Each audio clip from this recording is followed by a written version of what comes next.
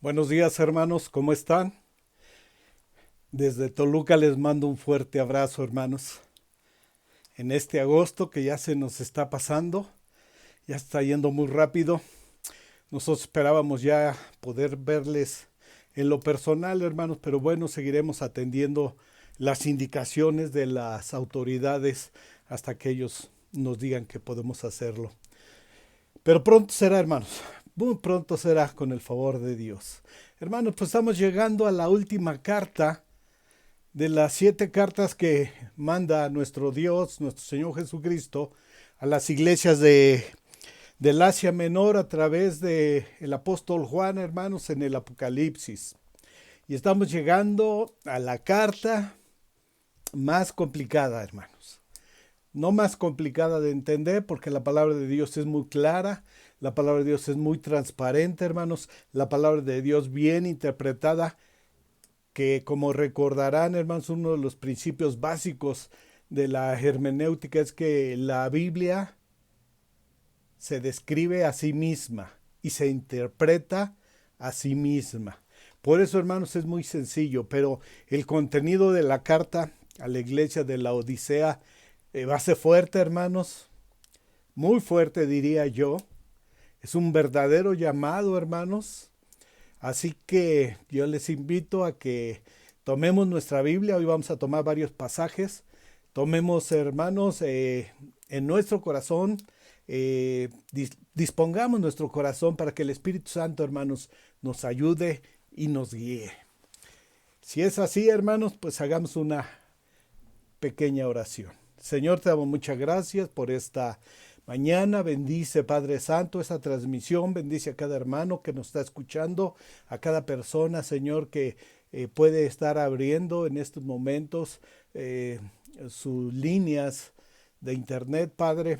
Y si ven esta predicación, si ven esta enseñanza, que seas tú, Padre, el que traigas palabra a cada corazón y seas tú quien lo diga. Gracias, mi Dios, por todo. Sigue bendiciendo a nuestros pastores, a nuestro hermano Federico, a nuestro hermano Fabián, a sus familias y a cada hermano líder de la iglesia. Todas estas cosas te las pedimos humildemente en el nombre de Jesús. Amén y amén. Muy bien, hermanos, la Odisea, la carta a la Odisea. Hoy sí les voy a invitar, hermanos, a que se sienten. Siéntense bien, hermanos. Pónganse su casco, porque hoy esta palabra del Señor es fuerte. Y yo no estoy diciendo, hermanos, que esta palabra del Señor es exactamente para nosotros, que esta carta está escrita exactamente para nosotros. Yo creo que la palabra de Dios está escrita para nosotros en su totalidad. Pero hoy, hermanos, vamos a ver algo fuerte para la iglesia. Habíamos dicho, hermanos, que la mayoría de los estudiosos de la Biblia dicen que cada carta debemos de estarla tomando para la iglesia en las diferentes épocas, en las diferentes circunstancias en que vivieron. Pues vamos a ver, hermanos, si esto es exactamente así. Y si es esto exactamente así, entonces, hermanos, esta carta podría ser entonces, pues sí, para nosotros los cristianos de este siglo XXI, hermanos. Ya, 21 siglos después del nacimiento de nuestro Señor Jesucristo y prácticamente 21 siglos después de su muerte, resurrección y haber entregado, hermanos, su sangre preciosa para la salvación de cada uno de nosotros. Así que, hermanos, tome asiento bien y su casco también, hermanos, porque hoy la palabra está fuerte. Déjenme leerles todo el mensaje, que no lo he estado haciendo, pero aquí sí, para que podamos ir entendiendo esto. Mensaje a la Odisea, Apocalipsis 3, verso 14 al 22. Dice la escritura así: y escribe al ángel de la iglesia en la Odisea: he aquí el amén, el testigo fiel y verdadero, el principio de la creación de Dios, dice esto: yo conozco tus obras, que ni eres frío ni caliente. Ojalá fueses frío o caliente, pero por cuanto eres tibio y no frío ni caliente, te vomitaré de mi boca. Porque tú dices: yo soy rico y me he enriquecido, y de ninguna cosa tengo necesidad. Y no sabes que tú eres un desventurado, miserable, pobre, ciego y desnudo. Por tanto, Yo te aconsejo que de mí compres oro refinado en fuego, para que seas rico, y vestiduras blancas para vestirte, y que no se descubra la vergüenza de tu desnudez, y unge tus ojos con colirio para que veas. Yo reprendo y castigo a todos los que amo. Sé, pues, celoso y arrepiéntete. He aquí, yo estoy a la puerta y llamo. Si alguno oye mi voz y abre la puerta, entraré a él y cenaré con él y él conmigo. Al que venciere, le daré que se siente conmigo en mi trono, así como yo he vencido y me he sentado con mi Padre en su trono. El que tiene oído, oiga lo que el Espíritu dice a las iglesias. ¿Qué tal, hermanos? Fuerte. Bien, vamos a hacer una descripción como hemos hecho.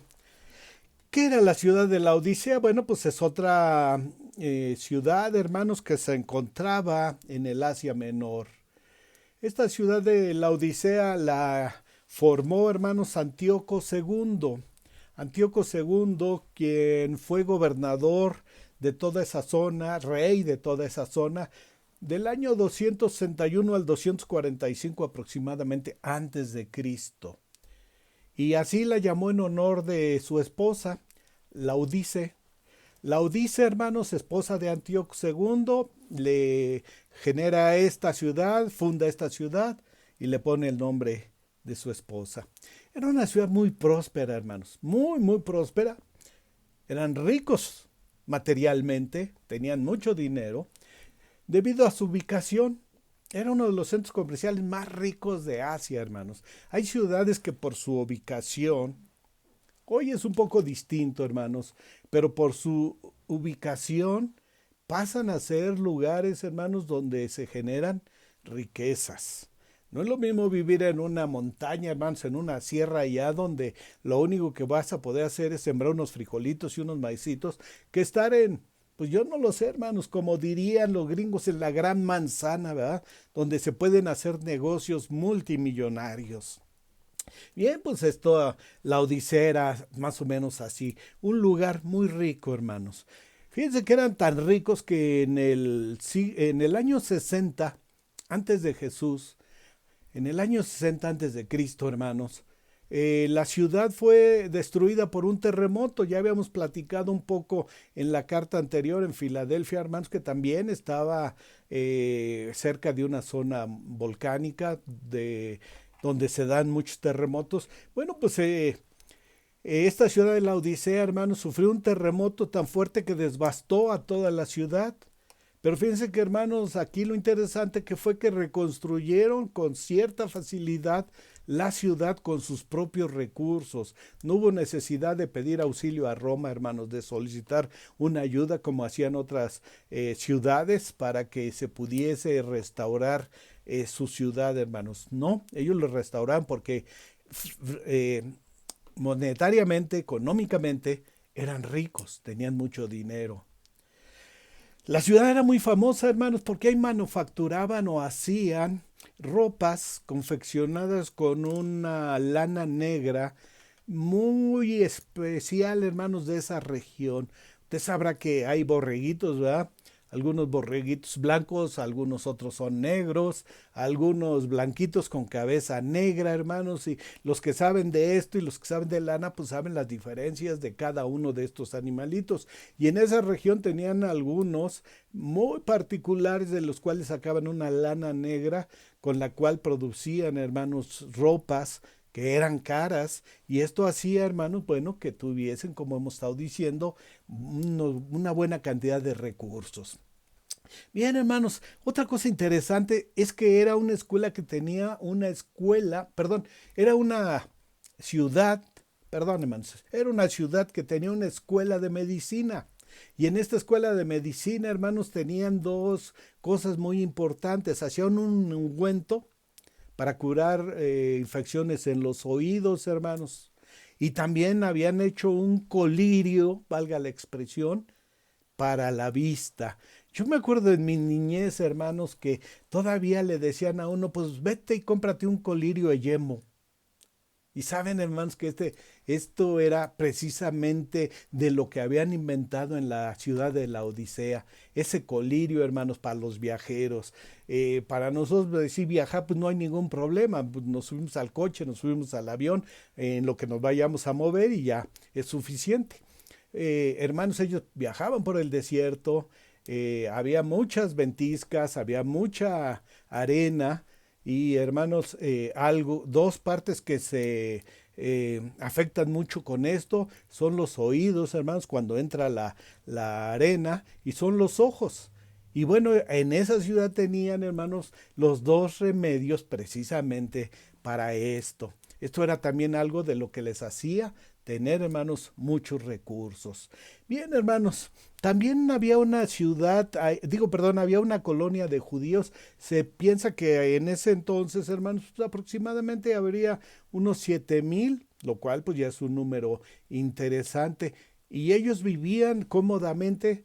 ¿Por qué, hermanos? Porque les permitían hacer sus actividades, seguir sus costumbres y no los perseguían en nada, hermanos. Era una ciudad, podríamos decir, muy ad hoc para vivir. Pero a veces, hermanos, parece que estos lugares, en vez de que nos sirvan, nos empiezan a perjudicar. Y esto es lo que vamos a estar viendo, hermanos. Bien, también en esta gran ciudad de la Odisea, había un estadio, hermanos, no todas las ciudades tenían un estadio. Había un hipódromo, que no todas las ciudades tenían hipódromo. Tenían tres teatros, hermanos. Cuando nosotros pensamos en un teatro, pues pensamos en los que hemos ido, ¿verdad? Casi un cine un poquito más grande, un poquito más lujoso. Aquí no, hermanos, aquí estamos hablando de los estadios, que esos foros que se hacían en piedra, hermanos, y que tenían un diseño muy particular, hermanos, para poderse escuchar. Y todas las ciudades tenían uno. Pues bien, la gente de la Odisea tenía tres. Esto habla, hermanos, de la capacidad económica para estar sosteniendo y pagando artistas para cada uno de los teatros. Bien, hermanos, tenían baños termales, celebraban fiestas, hacían carnavales muy famosos, ferias de mercadería. En otras palabras, hermano, era una ciudad próspera. Tenían todo y de todo. Y juntamente con eso, hermano, pues ahí, así como de relleno, había una iglesia. Una iglesia, hermanos, que tal vez la fundó Epafras. Epafras era uno de las personas, de los hermanos que andaban mucho tiempo con el apóstol Pablo, hermanos, y que el apóstol Pablo siempre los reconocía. Fíjense, vamos a abrir nuestras Biblias. Colosenses capítulo 4, hermanos. Colosenses capítulo 4, verso 12. Si no alcanzan, hermanos, a abrirlo, pues escuchen con detenimiento la enseñanza y al fin nuestros hermanos la tienen ahí en las redes y la pueden volver a escuchar. Capítulo 4, verso 12 dice, os saluda Epafras, el cual es uno de vosotros. Le está hablando a los colosenses, ¿verdad? El cual es uno de vosotros, siervo de Cristo, siempre rogando encarecidamente por vosotros en sus oraciones, para que estéis firmes, perfectos y completos en todo lo que Dios quiere. Porque de él, de Epafras, doy testimonio de que tiene gran solicitud por vosotros y por los que están en la Odisea y los que están en Hierápolis. Hermanos, este Epafras era probablemente un siervo del Señor, un ministro, que tal vez era el que había predicado ahí, hermanos, en la Odisea, en Colosas, tal vez era el encargado, el responsable de esa zona, y dice el apóstol Pablo, yo doy testimonio de que él tiene una gran solicitud por vosotros colosenses y también por los laodicenses, los que están en la Odisea. Y esa gran solicitud, hermanos, de la forma más simple de entenderla es alguien que se dedica a orar por esas iglesias. Eso es tener gran solicitud a la luz de la Biblia, hermanos. Así que, hermanos pastores, tengamos siempre gran solicitud, es decir, que estén todos los días nuestros hermanos en nuestras oraciones. Tal vez ellos ni siquiera lo sepan, hermanos, pero bueno, muchas veces oramos, ¿verdad? Así como estuvimos orando por Mateo, que entiendo que Dios le ha bendecido grandemente por lo poquito que nos hemos enterado. Y hermanos, nuestras oraciones son de bendición para nuestros hermanos. Así que oremos, hermanos, como dice la Escritura, unos por otros. Tengámonos en oración. Bien, hermanos, a estos hermanos en la Odisea ya algún día lo habíamos platicado, que el apóstol Pablo les escribió una carta que se extravió, hermanos, en el pasar de los años. Fíjense en Colosenses ahí mismo en el capítulo 4, pero era el verso 16. Y les está diciendo, cuando esta carta, la carta de los colosenses, haya sido leída entre vosotros, haced que también se lea en la iglesia de los laodicenses y que la de la Odisea la leáis también vosotros. Quiere decir, hermanos, que el apóstol Pablo escribió una carta a la Odisea, pero se extravió, hermanos. Bien, nunca se ha encontrado esta carta. Se han encontrado, hermanos, copias de escritos que dicen que son la quejilá de la Odisea, la carta a la Odisea. Se han encontrado, hermanos, y si usted le interesa leer un poco, que espero que primero le interese leer la escritura y después lea otras cosas, puede encontrar, hermanos, la carta de la Odisea, la carta extraviada o la carta perdida de la Odisea. Hay en el internet, hay varios grupos, hermanos, que tienen subido esta carta, hermanos, que desde un principio no se aceptó.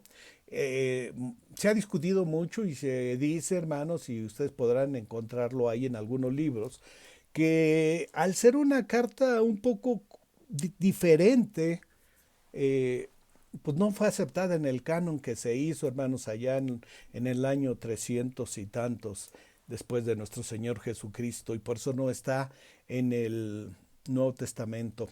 Los que afirman que esa carta debería de estar, hermanos, dicen, bueno, así como se equivocaron con Apocalipsis, porque les digo algo, hermanos, y no les caiga de sorpresa, Apocalipsis, este Apocalipsis que estamos estudiando, tampoco fue tomado en el primer canon.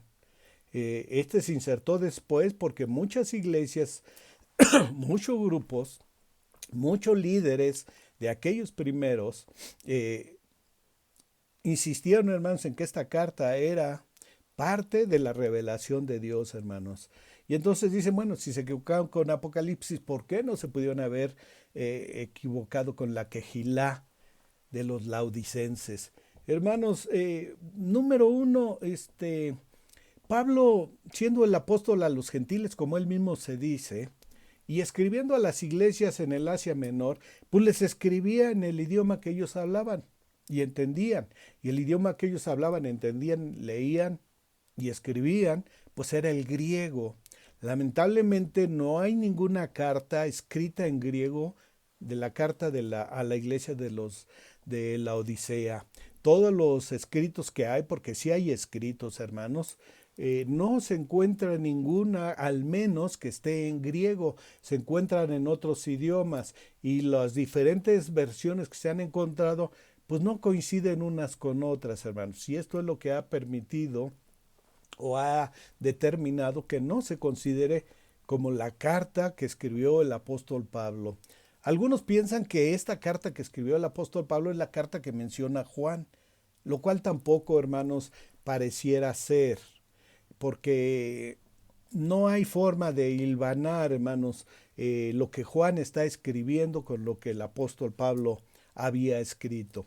Y digo había escrito, hermanos, porque para el tiempo en que el apóstol Juan está desterrado en la isla de Patmos, es muy, muy probable que el apóstol Pablo ya había fallecido, hermanos. La muerte del apóstol Pablo, muchos lo ponen por los años 70, 75 después de Cristo. Y recordarán que Apocalipsis, todo el mundo habla del año 100 después de Cristo, con el apóstol Juan, ya siendo un anciano, que él era un joven, muy joven, cuando estuvo en el ministerio con nuestro Señor Jesucristo. Bien, hermanos, Entonces hay mucha preocupación si es o no es. Bueno, pues la verdad es que no sabemos nada de lo que tiene. Ahora, esta carta a los laodicenses, hermanos, la que circula ahí en el internet, y ahora digo que circula en el internet porque hoy es donde hoy suben todas las cosas, hermanos, pero que antes estaban en algunos libros, estaban en algunas revistas cristianas o religiosas, hermanos, pues ahí está la carta y efectivamente, si usted la lee, el apóstol Pablo eh, habla fuertemente a los laodicenses, hermanos. Algunos dicen que la carta a los laodicenses, y escúcheme con mucha atención, hermanos, por favor, con mucha atención para que no nos perdamos. Dicen que la carta a la Odisea aquí en Apocalipsis es la séptima carta, lo cual es verdad. Ya leímos 6, esta es la séptima. Y si esta es la séptima, la asamblea de la Odisea, así lo dicen textualmente, ¿recuerdan que hay iglesias que se llaman asambleas de Dios? Bien, hermanos, la palabra iglesia, viene de la palabra griega eclesia.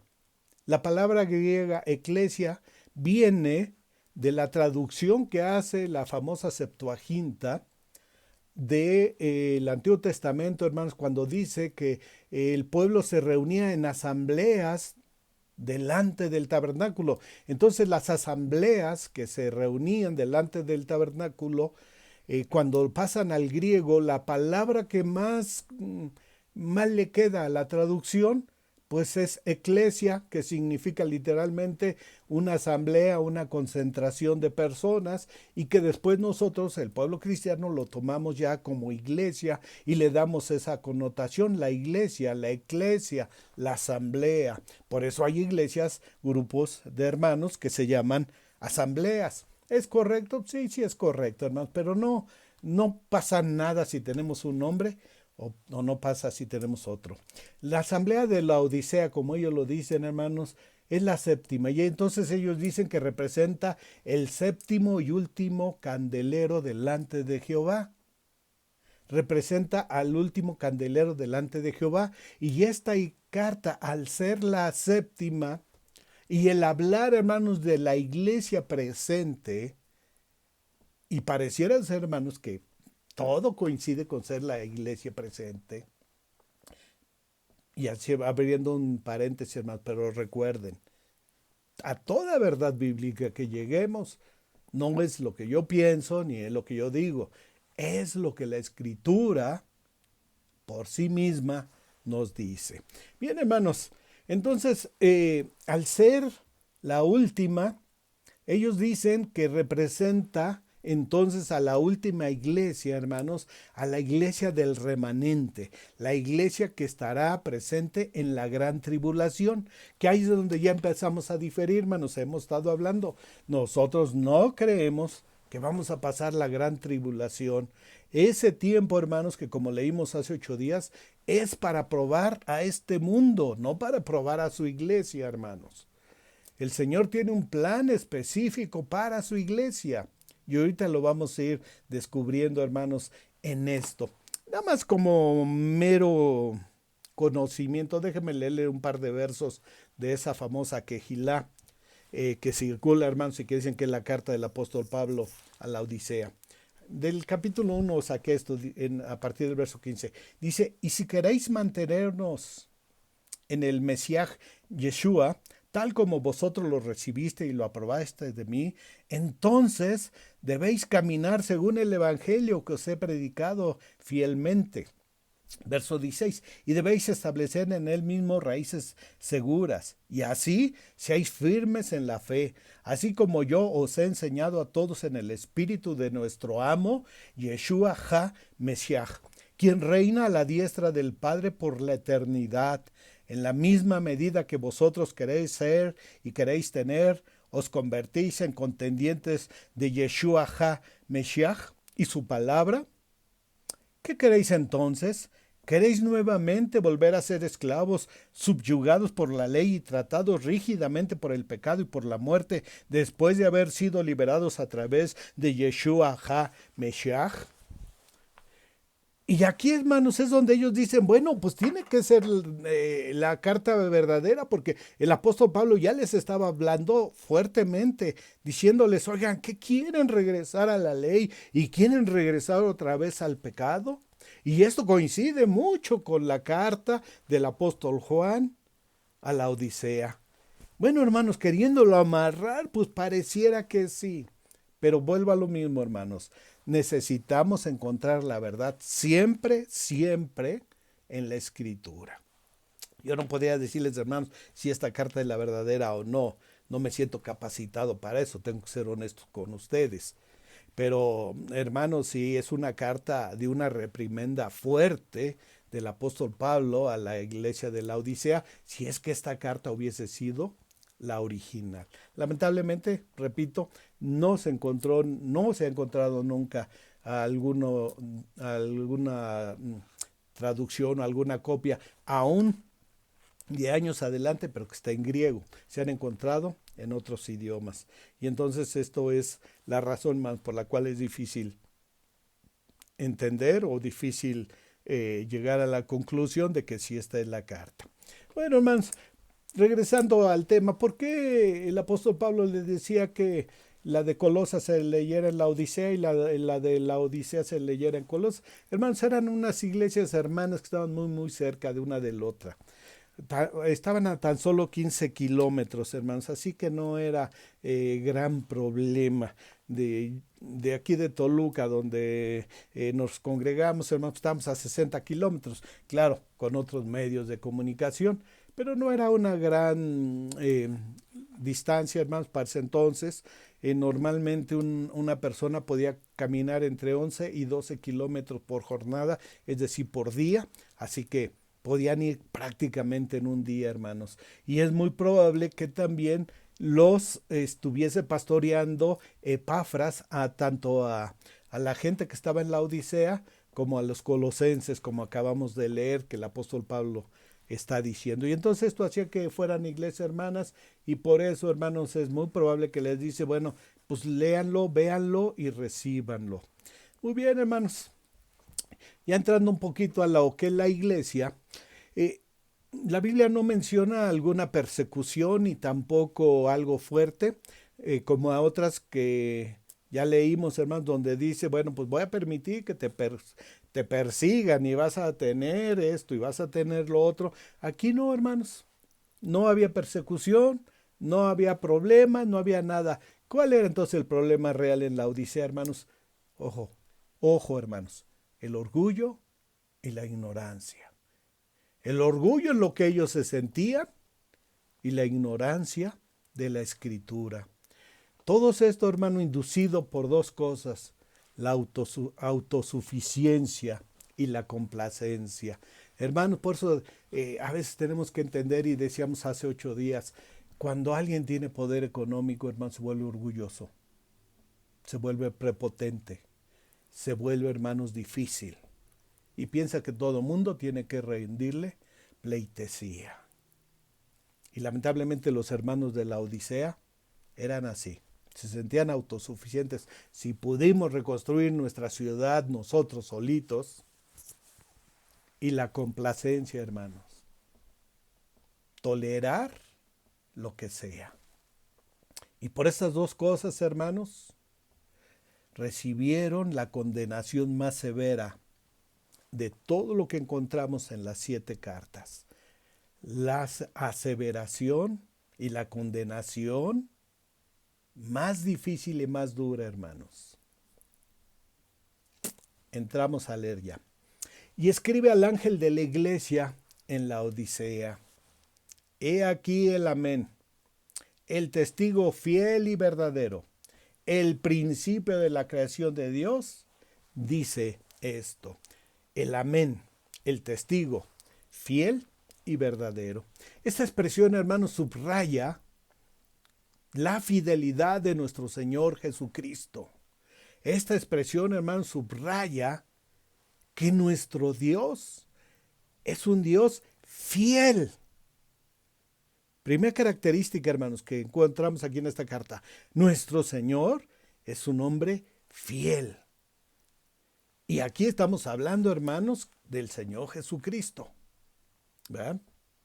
Que también en nuestra creencia lo consideramos Dios mismo. Hermanos, nuestro Señor Jesucristo, a la luz de la Escritura, es el que garantiza todos los pactos que Dios ha hecho con el hombre. Todos los pactos de Dios con el hombre los ha garantizado nuestro Señor Jesucristo.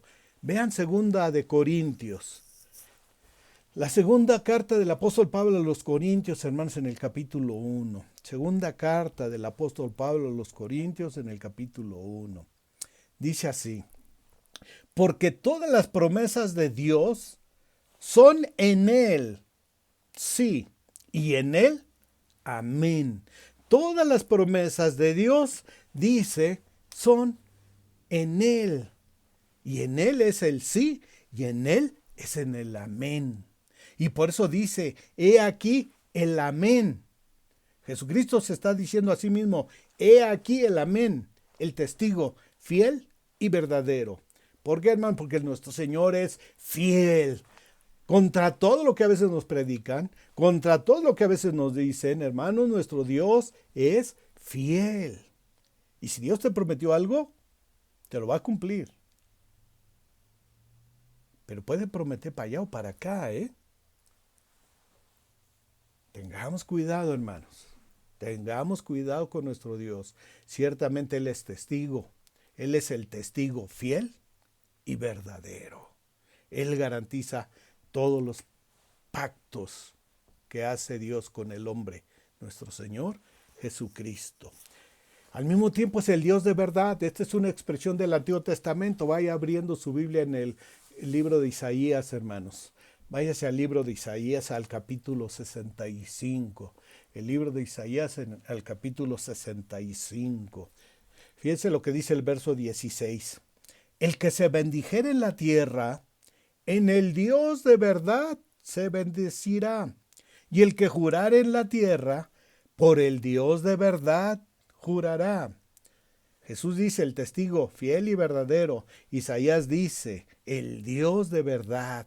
Si bendices es en el Dios de verdad, si juras es en el Dios de verdad, porque las angustias primeras serán olvidadas y serán cubiertas de mis ojos. Ojo, yo soy fiel, nos está diciendo el Señor Jesús, Dios en el Antiguo Testamento, y en el Nuevo Testamento el Señor Jesús se dice a sí mismo el fiel y también el Dios verdadero.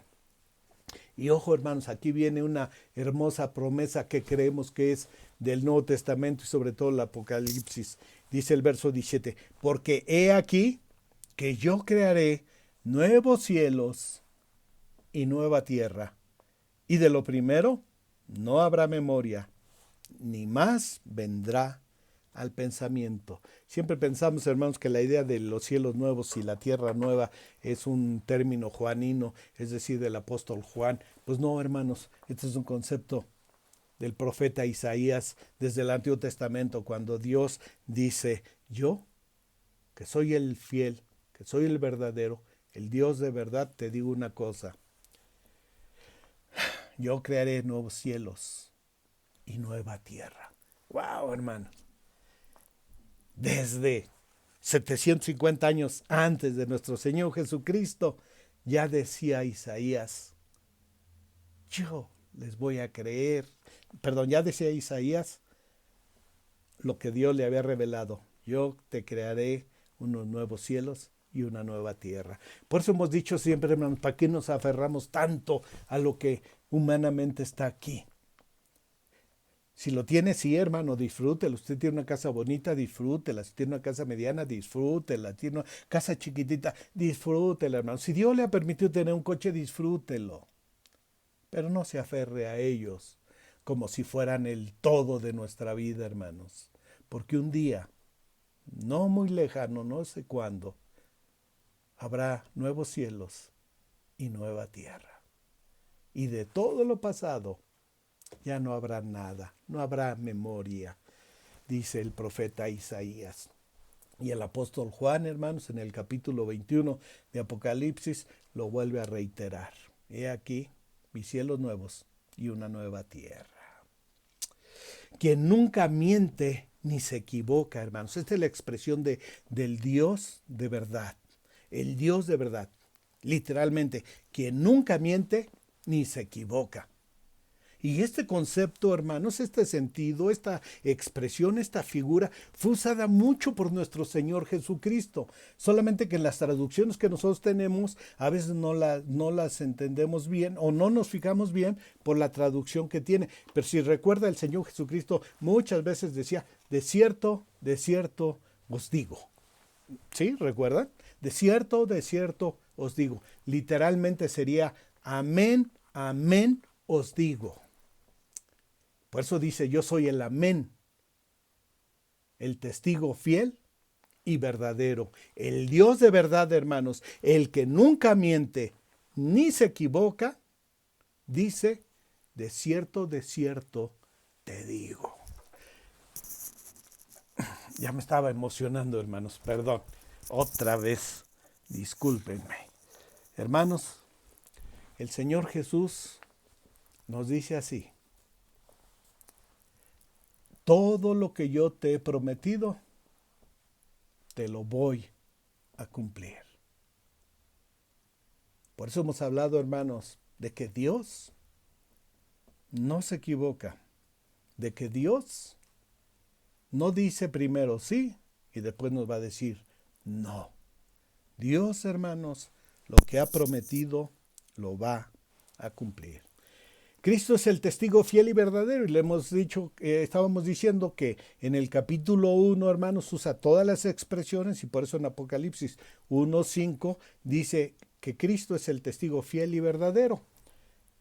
Y dijimos, hermanos, las expresiones con las que inicia cada una de las cartas, ya las había dicho en el primer capítulo, hermanos. Esto es una reiteración de lo que Dios hace, hermanos, y de lo que Dios es, y de lo que Dios declara de sí mismo. Así que este testigo fiel y verdadero hace exactamente, hermanos, lo prometido y sostiene la verdad de Dios, hermanos, sobre toda consecuencia. He escuchado predicadores que dicen, hermanos, es que Dios te prometió, pero tú lo echas a perder. Yo digo, sí, tienes razón. Todos hemos echado a perder muchas cosas. Y se acuerdan que la conclusión de hace 8 días era, retén lo que tienes, tu ministerio, tu pastorado, tu liderazgo, porque si no, yo se lo voy a dar a otro, dice el Señor. Porque lo que menos quiere, hermanos, el Señor, y espero no ofender a nadie, es siervos inútiles. No quiere, hermanos, siervos inútiles. Quiere siervos diligentes. Por eso el Señor, hermanos, siempre sostiene la verdad. El Señor siempre hace lo que promete, sin importar las consecuencias. Y este carácter, hermanos, de nuestro Dios, ¿cómo contrasta entonces con el carácter y la infidelidad de los hermanos en la Odisea? Por eso les tiene que decir, yo soy fiel, yo soy verdadero. Tú no eres fiel y tú no eres verdadero.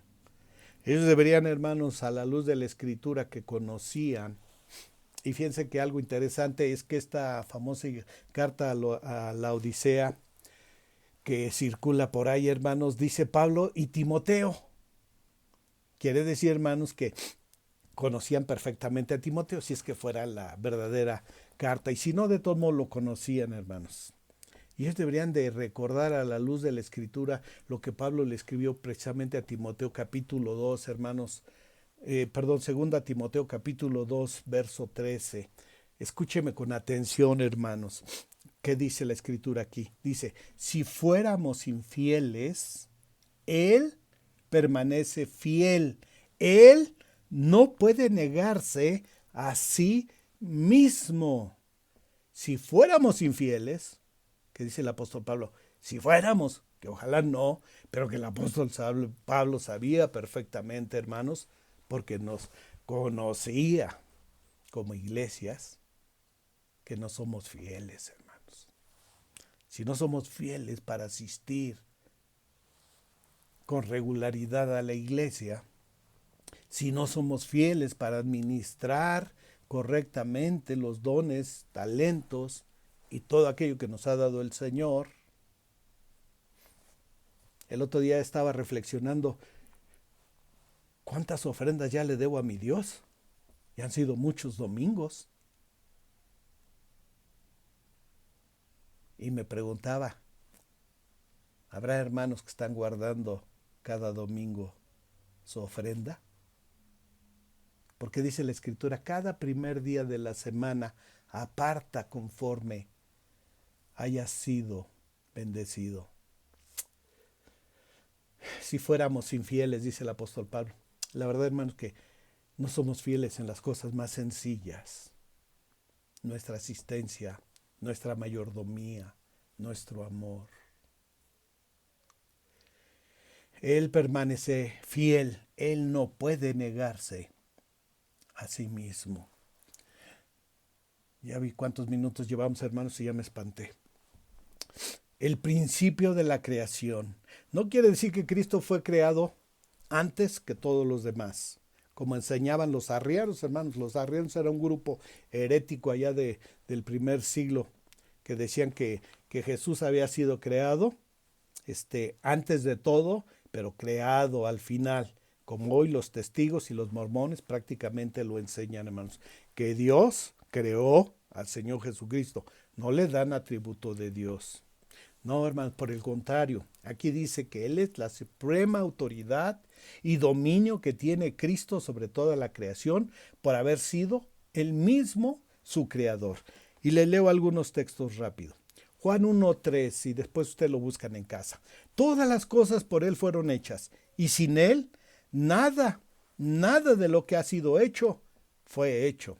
Colosenses 1:15 al 17. Él es la imagen del Dios invisible, el primogénito de toda creación, porque en Él fueron creadas todas las cosas, las que hay en los cielos y las que hay en la tierra, visibles e invisibles, sean tronos, sean dominios, sean principados, sean potestades. Todo fue creado por medio de Él y para Él, y Él es antes de todas las cosas, y todas las cosas en Él subsisten. Hebreos 1:1 y 2. Dios, habiendo hablado muchas veces y de muchas maneras en otro tiempo a los padres por los profetas, en estos postreros días nos ha hablado por el Hijo, a quien constituyó heredero de todo y por quien asimismo hizo el universo. Hermanos, Dios no es el que estuvo antes de toda la creación. Cristo es la creación misma, porque Él es el Dios creador, porque en Él y por Él subsisten todas las cosas, hermanos. Reconocemos a Jesús como nuestro Señor y Salvador. Hermanos, Él dice que es el principio de todas las cosas. Cuando Apocalipsis habla de principio, el principio es el título divino idéntico a lo que el Señor usa como el primero y el último. Este es un término de deidad de Dios, hermano, porque solamente Dios puede ser el primero y el último. Solamente Dios puede ser el principio. Apocalipsis 21:6 dice, y me dijo, hecho está, hecho está. Yo soy el alfa y la omega, el principio y el fin. Y una gran bendición, al que tuviere sed, yo le daré gratuitamente de la fuente del agua de vida. Wow, hermanos. Hecho está, dice nuestro Señor Jesucristo. Tu vida, el plan y el propósito de tu salvación, te voy a decir algo bien hermoso, nos dice el Señor. Hecho está. ¿Qué tal? ¿No es grande nuestro Dios? Yo soy el alfa y el omega, Al que tuviere sed, yo le daré gratuitamente de la fuente del agua de vida. Después en Apocalipsis 22:13 repite, ¿va? Yo soy el alfa y la omega, el principio y el fin, el primero y el último. Y el único que puede decir esto es Dios. Y si Jesús se lo atribuye a sí mismo, es porque es Dios. Contra todo lo que le pese a los grupos heréticos, hermanos. Y del mismo modo fue usado por el profeta Isaías para aplicárselo a Dios, fíjense. Isaías 41, hermanos, 4.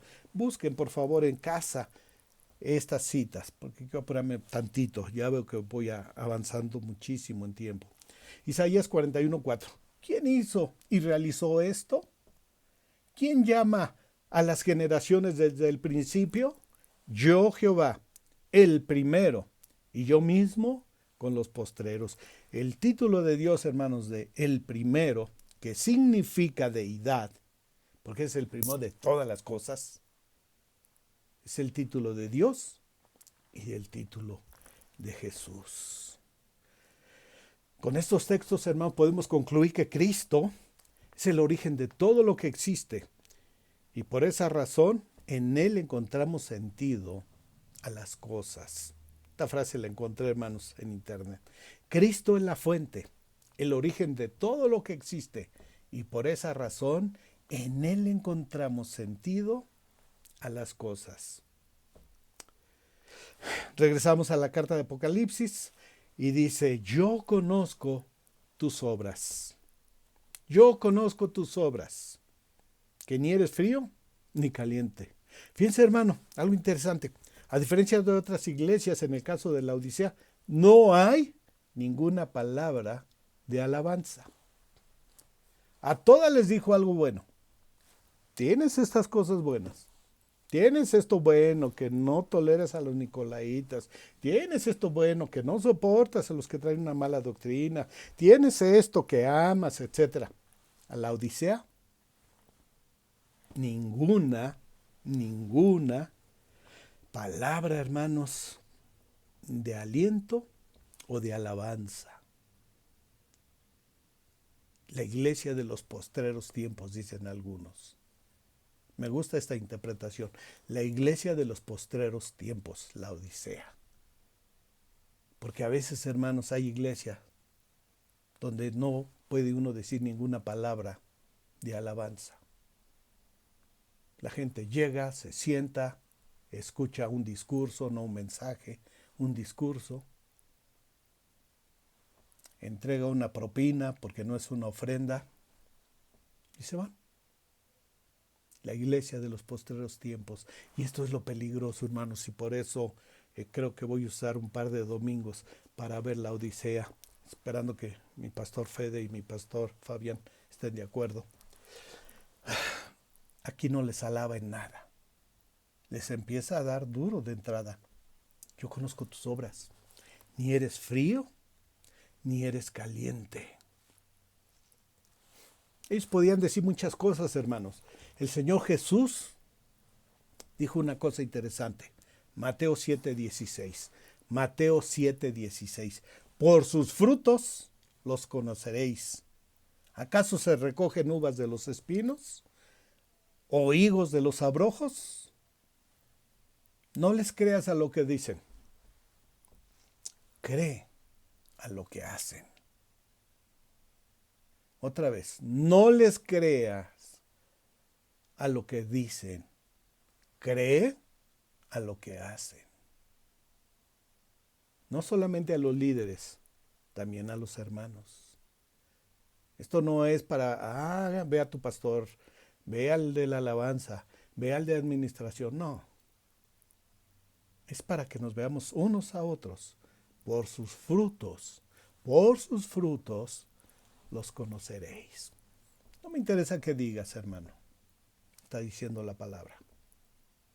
Estoy viendo lo que haces. Cristo les reprocha que ni amaban ni odiaban, fíjense. No se apasionaban por una cosa, ni por lo bueno, ni por lo malo. Eran indiferentes. A mí me gusta usar una palabra, eran indolentes. Hasta me voy a mover, ¿verdad? Porque si no se va a desprender el micrófono. Aquellos hermanos que se sientan, ¿verdad? Es que Cristo salvó y el predicador está hablando fuerte. Ya sea que escuchen algo bueno, ya sea que escuchen algo malo, ya sea que escuchen algo desagradable, simplemente son indiferentes. Ni calientes ni fríos. Ah, qué sabroso es bañarse con agua calientita. Acá en Toluca, hermanos, sobre todo en enero, todavía un poco en febrero, cuando amanecemos abajo de los 0 grados, prende uno el calentador y lo que desea uno es bañarse con agua calientita, calientita. O allá en mayo, hermanos, que de momento se sueltan unos calores. ¿Cómo quiere un agua fría para tomarse? Y les dice el Señor, ni sirves para refrescar, no eres frío, ni sirves para animar, no eres caliente. Es como esa agua tibia, que es hasta desagradable para tomar. Hace un contraste fuerte, hermanos. A la iglesia en Éfeso recuerdan que les dijo que odiaban la falsa doctrina, pero no tenían amor por los hermanos. Y a Tiatira le dijo al revés, ustedes aman a los hermanos, pero no odian el error doctrinal, permiten todos esos errores doctrinales. Éfeso, pues era indolente con esto, pero era muy caliente con su doctrina, ¿verdad? Tiatira era indolente con el error doctrinal, pero amaba a las personas. Y en la Odisea ni había amor, ni había odio, hermanos. Creo que voy a terminar ya. Fíjense, hermanos, que fuera del cristianismo, muchos de nuestros problemas nos vienen porque nos vamos a los extremos y por eso siempre dicen, no seas extremista. Y tienen razón, hermano, muchas veces tenemos que ser con mucha cordura decir, a ver, más pausado, ¿verdad? Pero en la iglesia, en el cristianismo, ahí sí, hermanos, como cantaban los muchachos hace unos 25, 30 años, quiero ser un radical. Jesús quiere radicales en su iglesia, hermanos. Jesús dice, te quiero. Es más, frío o caliente.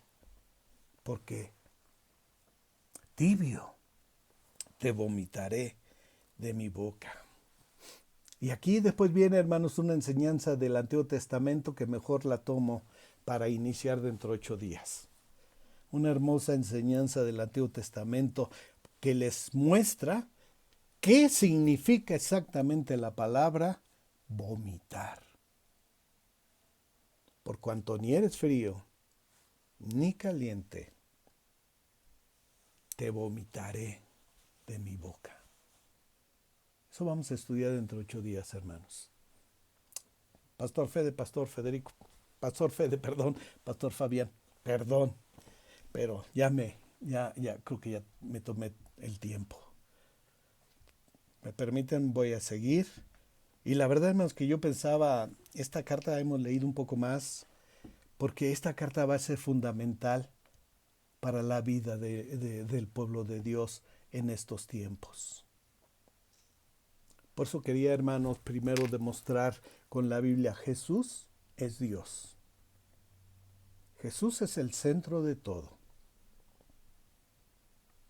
Él es el Dios fiel y verdadero. Y ahora dice palabras muy duras, hermanos. Se lo está diciendo a una iglesia, ¿eh? No se lo está diciendo a alguien que está ahí en la calle, se lo está diciendo a una iglesia. Por cuanto eres tibio y no frío ni caliente, te vomitaré de mi boca. Si Dios lo permite, y ustedes nos vuelven a sintonizar, hermanos, que espero en Dios que sea así. Nos vemos dentro de 8 días con el ejemplo bíblico de qué hace el Señor cuando aquellos moradores de la tierra, como dice la Escritura, no hacen lo que Él dice. Dios los bendiga, hermanos. Dios los guarde. Palabras duras, cierto, pero son palabras del Señor de amor, del Señor que nos salvó. Dios los bendiga, hermanos. Cuídense mucho. Buenas tardes.